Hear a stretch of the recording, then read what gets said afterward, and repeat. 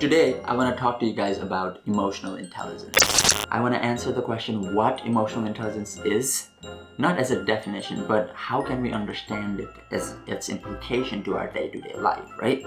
I want to answer what distinguishes high emotional intelligence people compared to normal or low emotionally intelligent people, right?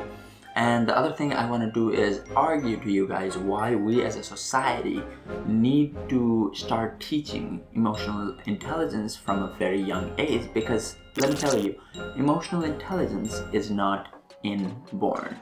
It is not something that we are born with. It is something we acquire through our experiences, social interactions, and emotional development throughout our lives, right?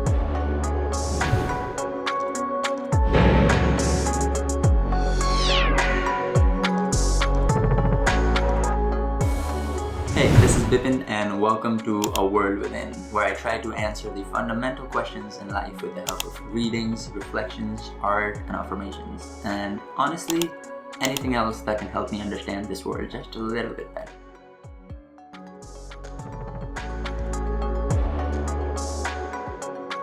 So, what is emotional intelligence, right? And like I said before, emotional intelligence is our ability to navigate emotional and social circumstances in our life.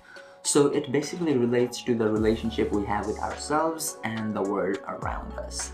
It helps us understand why people around us behave the way they do, why they react the way they do, and why we have certain emotional reactions to certain conditions, things people say, to everything else, right?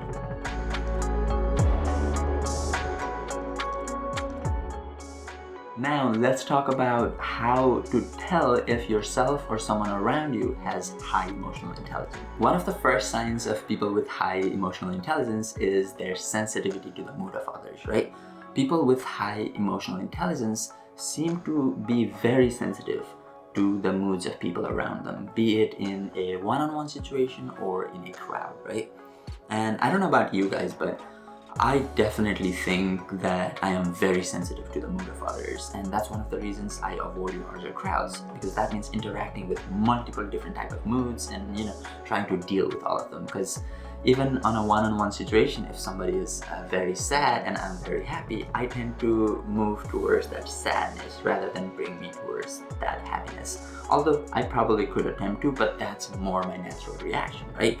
I tend to feel their emotion and I tend to understand the deeper emotions that they are portraying, and I seem to just really be sensitive to all these moods around people. So if you are one of those people that are sensitive to the moods of people around you, you seem to feel the sadness of someone next to you, you seem to just elevate with joy when someone really elevated and joyful is next to you, then most likely you have high emotional intelligence, right?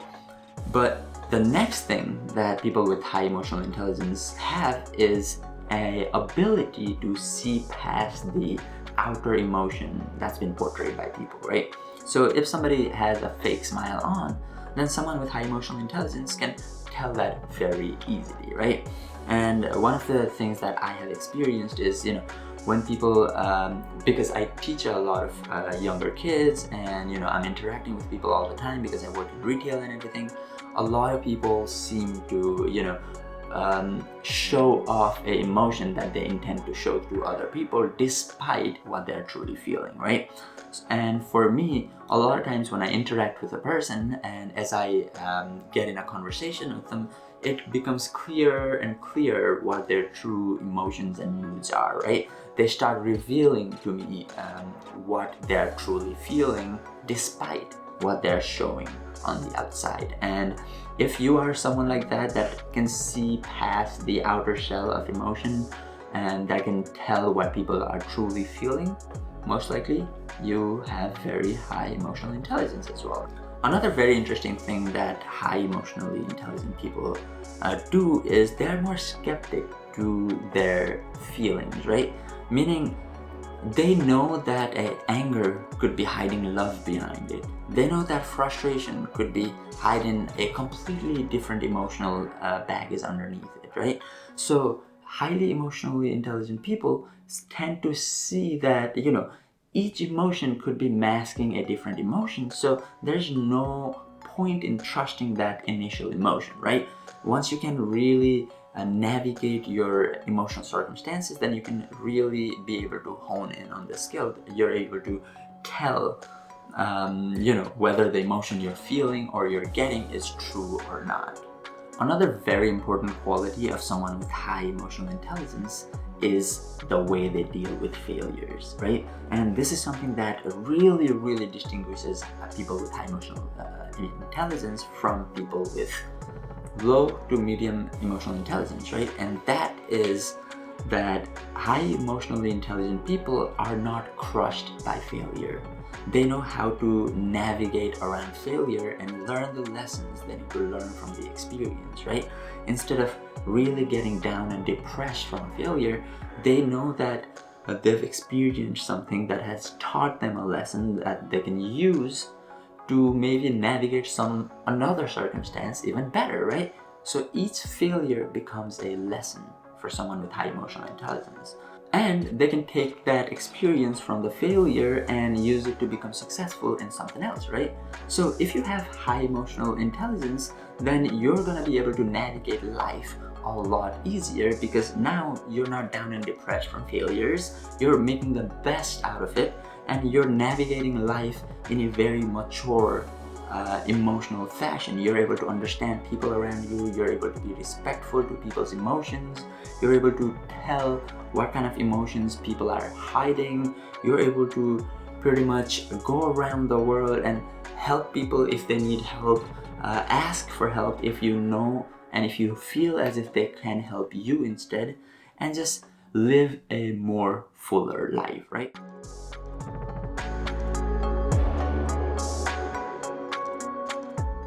Now, let's get back to my first point, right? High emotional intelligence, or emotional intelligence in general, is not inborn. It's something that we learn through experiences, social interactions, and emotional development in our life. So basically, we can teach this to people.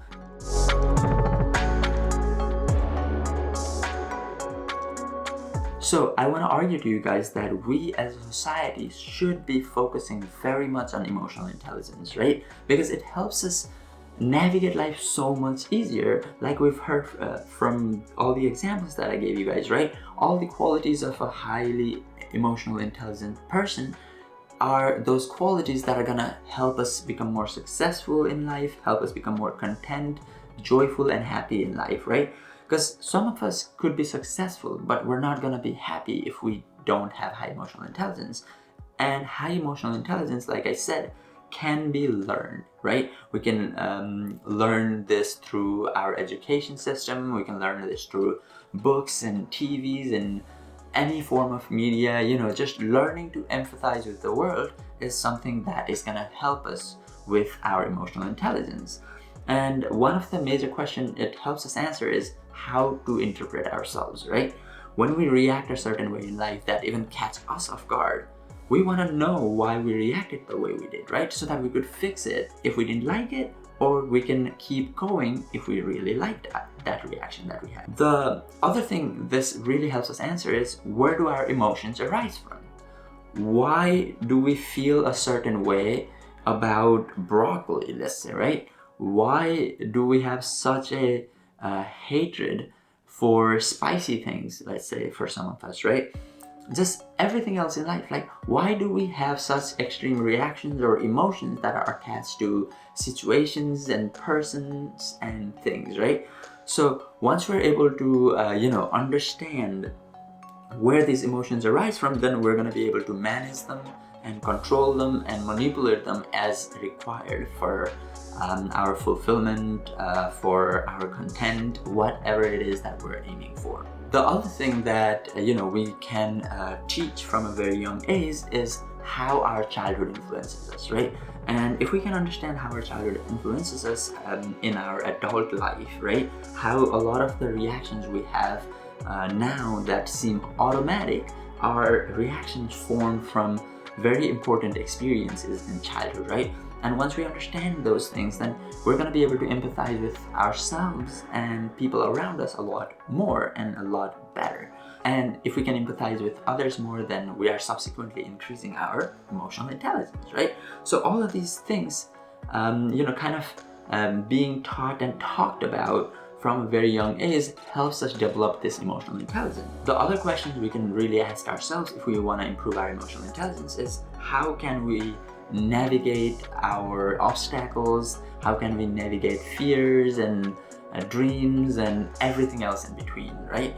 How can we navigate these things that make us feel uncomfortable or sad or unfulfilled or whatever it is that we're feeling? How do we navigate those, right? How do we find the next step in our life without letting a certain emotion, a certain feeling really hold us down in our life?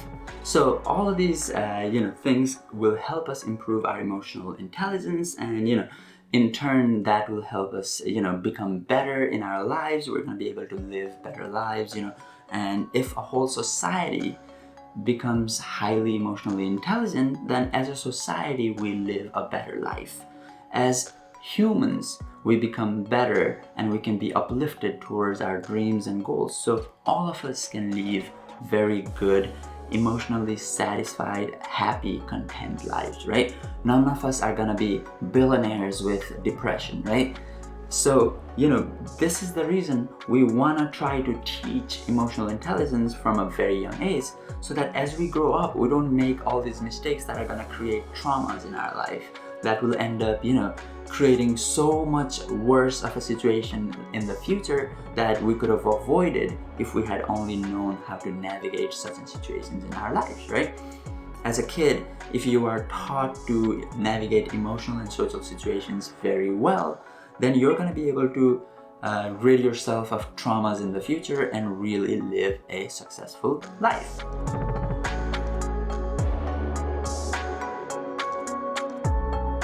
Alright guys, that is it for me today. I really hope you found some value in this content, and if you would like to know something about manifesting your goal and making sure you are on the right path towards that dream that you have, make sure you check out the video that's on your screen right now, and make sure you do something every day that will increase your emotional intelligence so you can keep living an amazing life, right? Please, please, please like this video, leave me a comment, share this with anybody that you think is gonna find some value in this content, and definitely don't forget to subscribe to this channel, A World Within, and hit that notification bell icon as well so you know when I release my next video. But for today, this has been Bipin. You have a great week. Namaste.